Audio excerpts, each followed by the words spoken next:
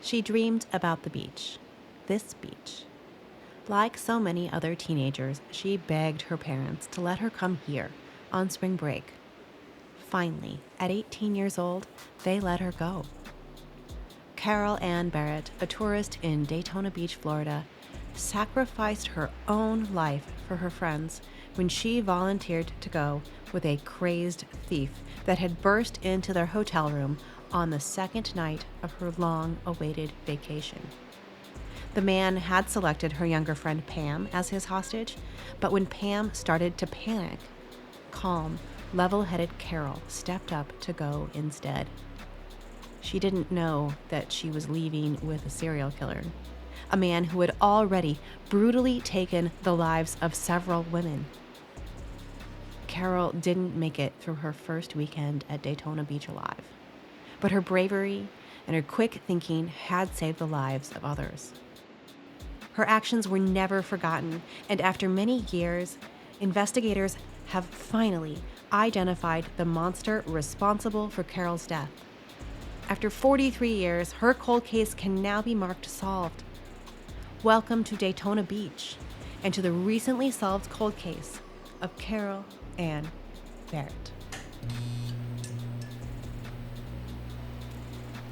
A total of 9 young adults, all friends and classmates from high school, had departed from their hometown in Zanesville, Ohio, to enjoy the sun and the sand. 4 girls rode in a sedan, while the 5 boys followed in a station wagon. They were on the road all night, taking turns driving. The excited group arrived in Daytona Beach Friday afternoon, March 21st, 1980. They were just closing out their first full day in Florida when Carol was abducted. It was her first trip away from home without chaperones. "I told her to call when they got there, and she did," said her mother, Patricia Barrett. She said, "Mother, thank you for letting me go." They had booked 2 rooms in a large hotel on the water. The girls stayed in 617, and the boys 1 floor below in room 521 at the Treasure Island Inn. And until 2022, it was right here. But the building had sustained major damage during the 2004 hurricane season, and ultimately it was demolished. That Saturday had been glorious. The group had enjoyed sunshine and waves during the day, retreating to the hotel as night fell.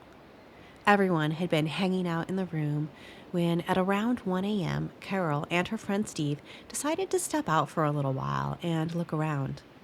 Before they'd even made it to the elevator, a bearded, brown-haired man with a revolver confronted the 2 in the hallway.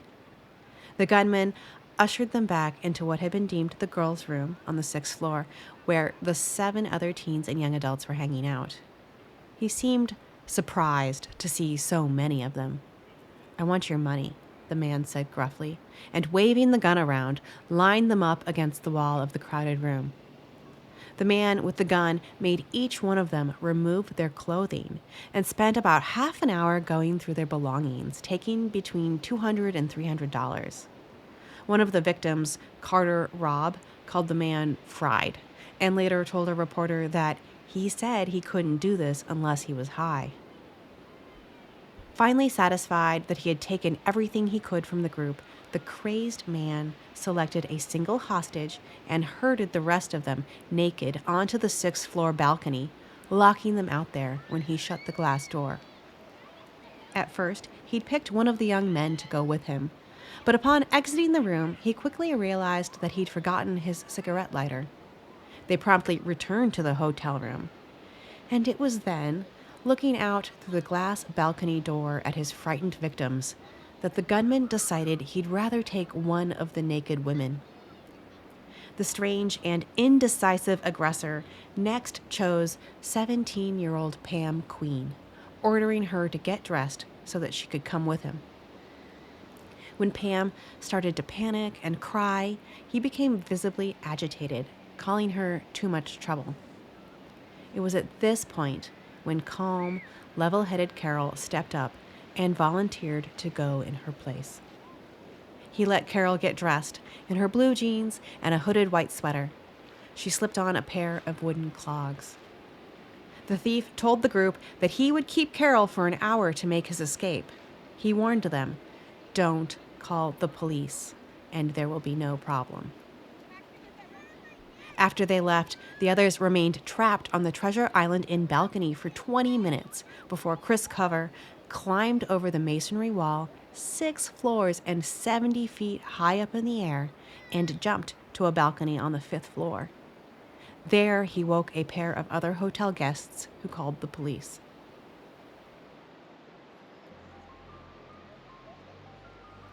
Described as strong by her friends and travel companions, the dimpled and spunky 18-year-old Carol Barrett had visited Florida once before with her family. Inspired and entranced by all of the people and the beautiful beaches, Carol had worked and planned for more than a year to pay for this Florida vacation with friends. She had wanted to go the previous year, immediately after high school graduation, but her parents had vetoed it. So she spent a whole year working at Wendy's, saving up the funds. Her boss described her as a good employee. Outgoing, sentimental, and pleasant, Carol was one of 6 children born to Patricia and Wayne Barrett. Her parents called her helpful, trustworthy, and calm in crisis. Once, at a family pool party, Carol had saved her niece's life. She had pulled the drowning 2-year-old out of the water and performed CPR for 10 minutes until an ambulance arrived. "My aunt was a hero," Claire Gilligan would later be quoted as saying.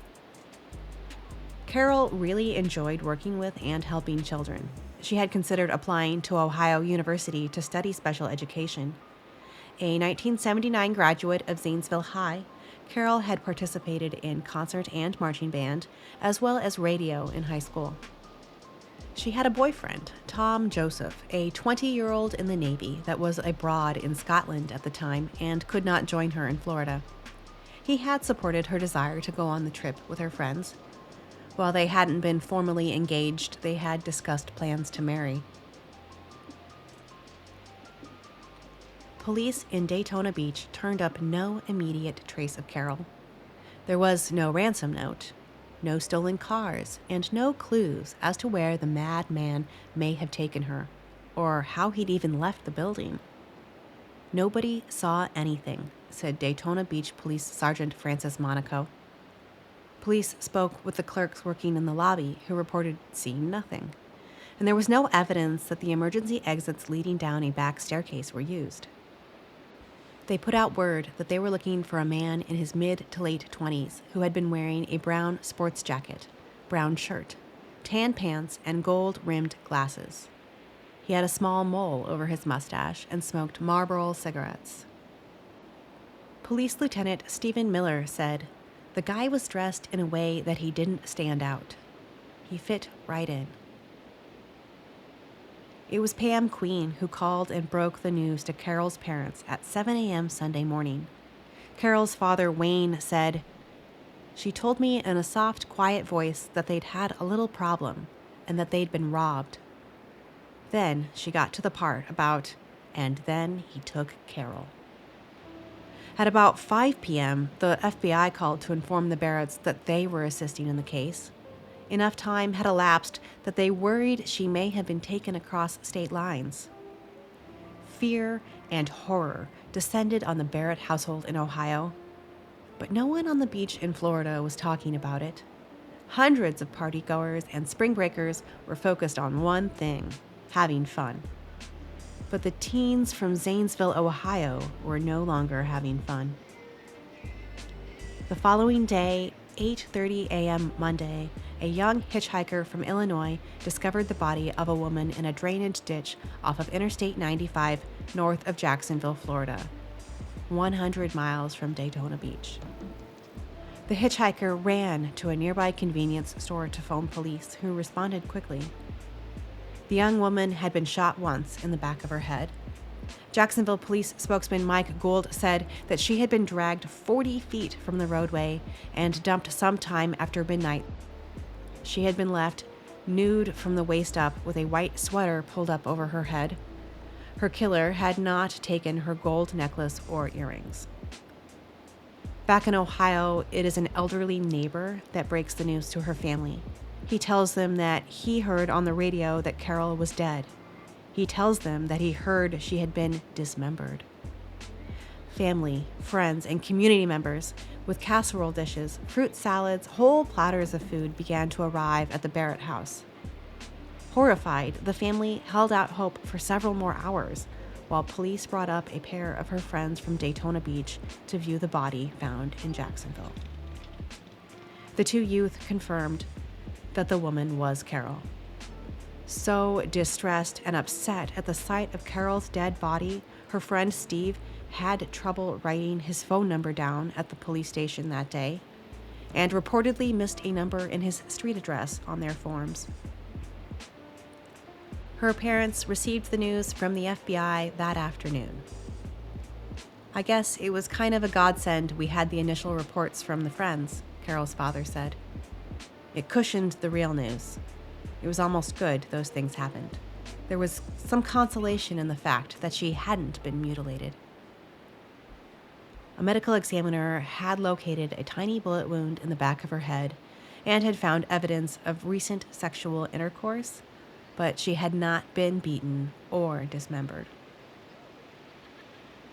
No one but Carol's friends had seen anything, which did draw some initial suspicion in their direction. The police interviewed each of them separately and asked that they stay in the area for several days, aiming to clear up whether or not one of them had encountered the killer previously and to see if the strange man had any reason to believe that they had been keeping drugs in room 617. One of the girls' parents flew down to Florida to be with the group, and eventually, satisfied that the teens were telling the truth, they were all dismissed by police and released to go home. Authorities were now confident that the killer had been a stranger to Carol. Working with her friends, law enforcement created a suspect sketch. "We have an awfully good description of the suspect," said police spokesman Mike Gould, who described the man as 20 to 25 years old, 5'10" and 160 pounds. Authorities asked employees at toll booths and motels to look out for the man. FBI agent David A. Brumble said that the kidnapper had made a statement that he had 600 miles to travel. Spokesman Gould believed, quote, "More than likely the suspect just stopped momentarily on his way northward to drop the body on the side of the road. The people who may have seen something are in New York or New Jersey or halfway across the country by now." However, investigators weren't going to give up. They believed that the man had not initially intended to take and kill Carol, but changed his plans when confronted by the challenge of 1 against 9 in the hotel room that night. This wasn't the first time he's held somebody up or robbed a place, Sergeant Francis Monaco said, though it may have been his first murder. There had been 2 other kidnappings associated with robberies in the area that spring, but the others were deemed unrelated and had appeared to be accidental even. Vehicles stolen with children resting or napping unattended inside of them. Jacksonville Police Lieutenant Jim Suber said, "I wish I had something." They had received a few calls from residents who had seen someone like the suspect, but authorities had little to work with. They investigated several cars found abandoned in areas surrounding where Carol had been recovered, but none could be linked to the crime. A funeral for Carol was held back home in Ohio that Friday, March 28th.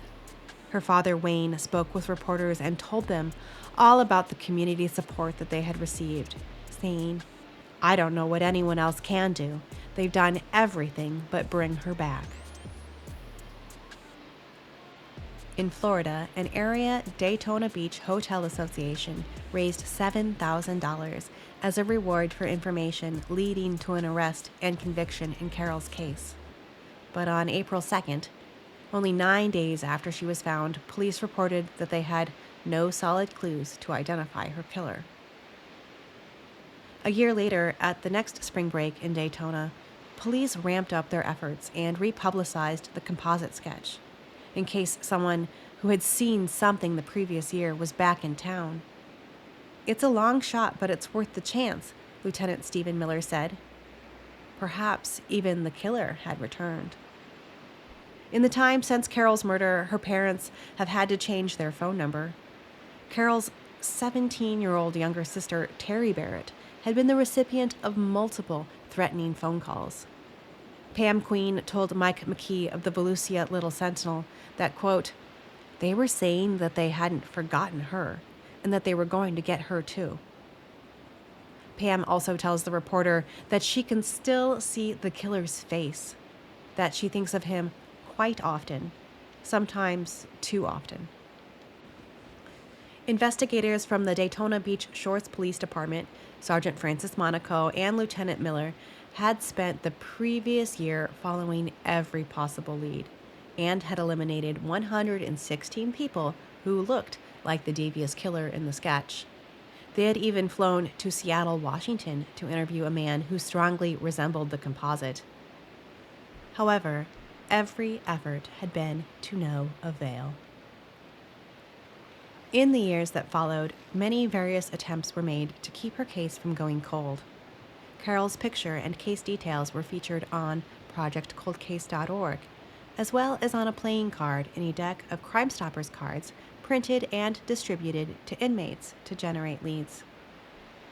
Sadly, Carol's parents both passed away before her killer could be named. In fact, many decades would pass before that happened. Very little movement was made for more than 30 years. Finally, after working with Carol's family, a representative from Project Cold Case reached out to the Jacksonville Sheriff's Office.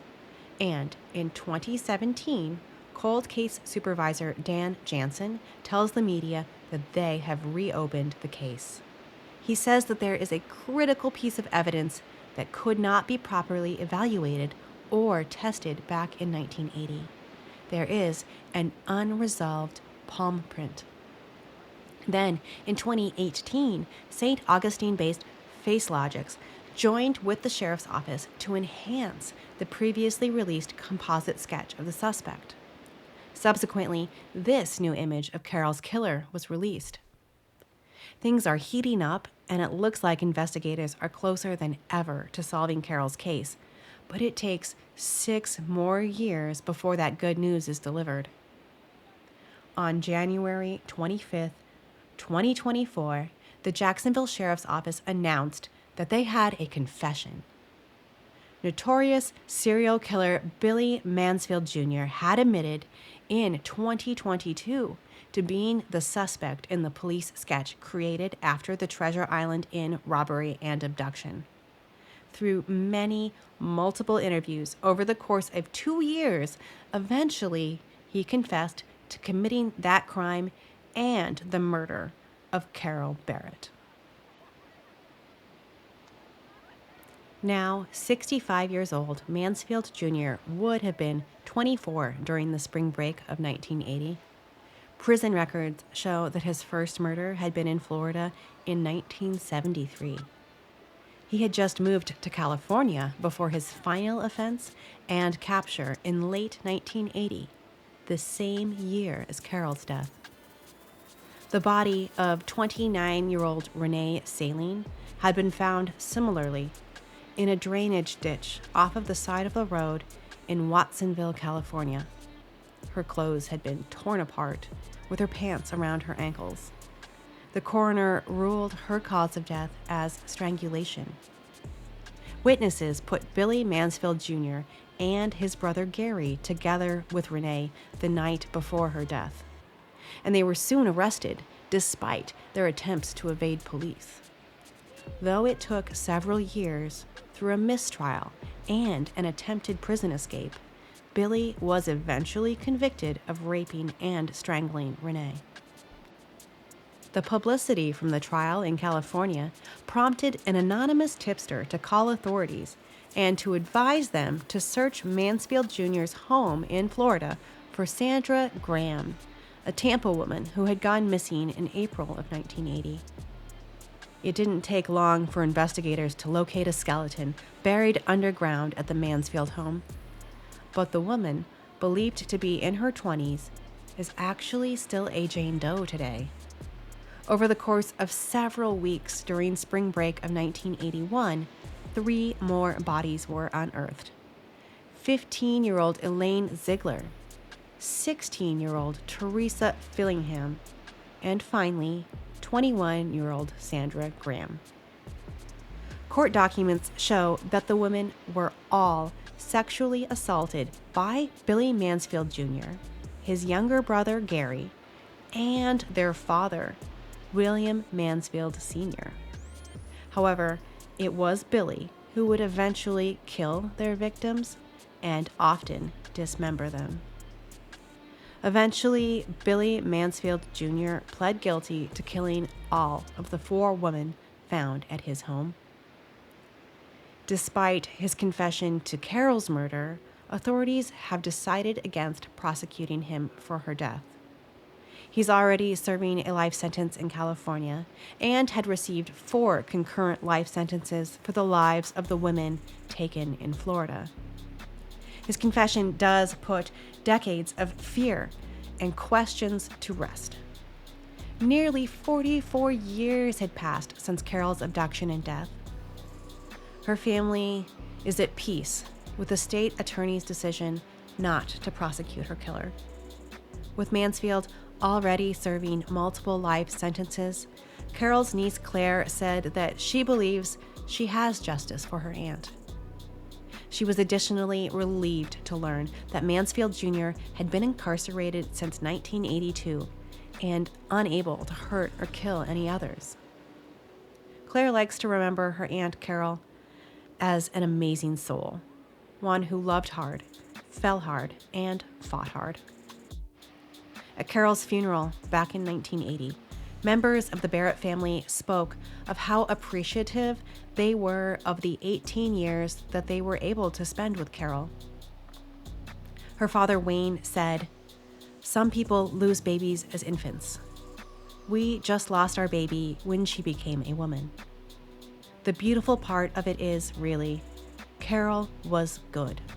She trusted us, and we trusted her, and we have no regrets."